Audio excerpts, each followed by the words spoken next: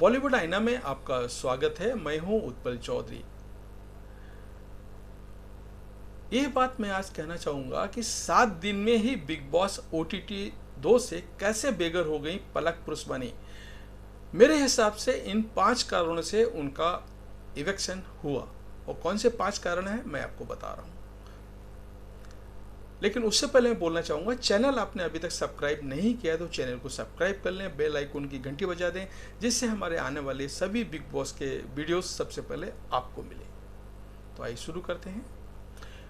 मेरी हानिकारक बीवी, रूहानियत, एक आस्था ऐसी भी, ये रिश्ते हैं प्यार के समेत ना जाने कितने टीवी शोज में काम कर चुकी पलक पुरुषवानी को आप सभी ने reality show big boss OTT 2 में देखा, मगर 8 दिन के अंदर उनका बुरा बिस्तर जनता ने बांध दिया।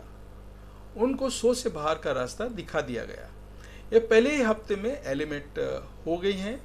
मगर क्या आप जानते हैं उनके शो के बाहर जाने के पीछे का असल कारण क्या है? हम ऐसे ही 5 वजहों से आपको आज रूबरू कराने जा रहे हैं जो उनके इविक्शन का कारण बने। तो चलिए शुरू करते हैं। क्या कारण है जो मेरे हिसाब से, आपको हो सकता है दूसरा कुछ लगता हो, लेकिन मुझे जो लग रहा है मैं वो आपको बता रहा हूँ। बिग बॉस OTT 2 के पहले वीकेंड का बार एपिसोड में सलमान खान ने पलक पुरुषवानी की क्लास लगाई, उनको शो में गलत नैरेटिव सेट करने के लिए फटकार लगाई। हालांकि इविक्शन वाला हिस्सा रविवार 25 जून को दिखाया जाएगा, मगर वह घर से आउट हो चुकी हैं। 30 दिन के लिए 11 बैग में 150 कपड़े भरकर ले गई पलक पुरुषवानी के बेघर होने के पीछे के 5 कारण हम आपको बता रहे हैं। पहला कारण है रूल ब्रेकर बनी, जनता का रिजेक्शन झेला।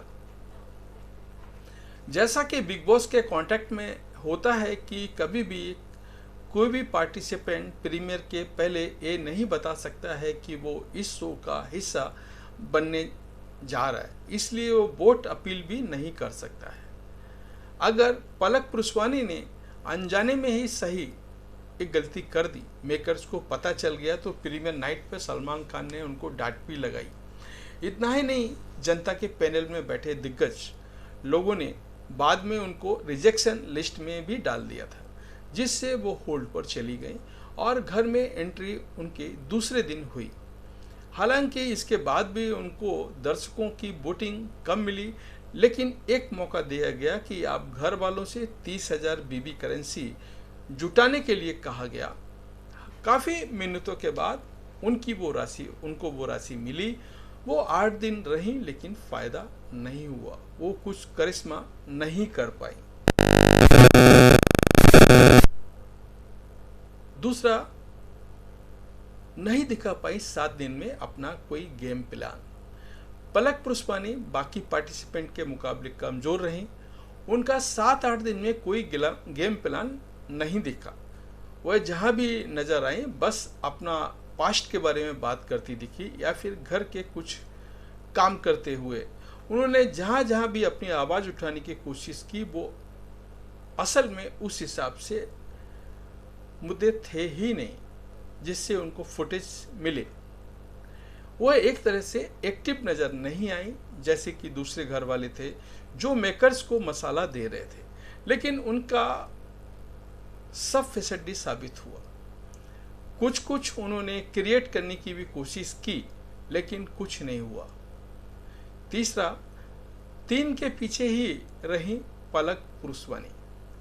पलक पुरुषवानी का घर में ज़्यादा इससे बना वो थी इकलौती आकांक्षा पूरी, क्योंकि वह भी उनके साथ साथ शो के पहले दिन होल्ड पर चली गई और दूसरे दिन उनके साथ ही घर में एंट्री हुई।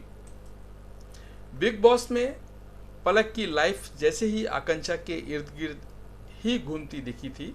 हालांकि 2 और लोगों के साथ उन्होंने बात की। एक तो उनका एक्स बॉयफ्रेंड अविनाश सचदेव, इनसे जाते जाते भी लड़ाई ही हुई, और दूसरी जिया शंकर, जो कि उनकी पहले से अच्छी दोस्त थी, मगर कुछ कारण से दोस्ती टूट गई और घर में धीरे धीरे साइडलाइन होने का कारण इनका एराना देखने को मिल रहा था।